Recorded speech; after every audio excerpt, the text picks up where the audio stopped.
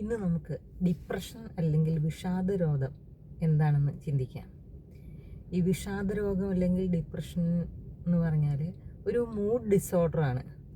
ആ ഒരു ഡിപ്രഷനുള്ളൊരു വ്യക്തി വല്ലാത്തൊരവസ്ഥയിൽ കൂടെയാണ് കടന്നു പോകുന്നത്.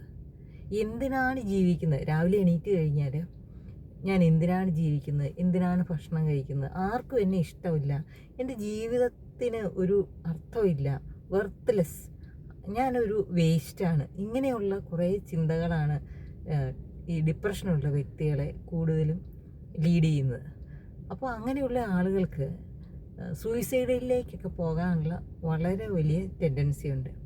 അപ്പോൾ ഡിപ്രഷനുള്ള ഏതെങ്കിലും ഒരു വ്യക്തിയെ നമ്മൾ കണ്ടുമുട്ടിക്കഴിഞ്ഞാൽ, നമ്മുടെ വീട്ടിലോ ഒക്കെ ആണെങ്കിലും ഉണ്ടെങ്കിൽ, തീർച്ചയായിട്ടും അവരെ നമ്മൾ നന്നായിട്ട് മോണിറ്റർ ചെയ്യണം. അവരെ നല്ല ട്രീറ്റ്മെൻറ്റ് കൊടുക്കുകയും വേണം. നമുക്ക് ഇത് ലൈഫ് സ്റ്റൈൽ മോഡിഫിക്കേഷനിലൂടെയോ അല്ലെങ്കിൽ തെറാപ്പികളിലൂടെയോ മെഡിക്കേഷൻസ് വഴിയും എല്ലാം നമുക്കിതിനെ അതിൻ്റെ സ്റ്റേജ് അനുസരിച്ച് നമുക്കിതിനെ ട്രീറ്റ് ചെയ്യാവുന്നതാണ്.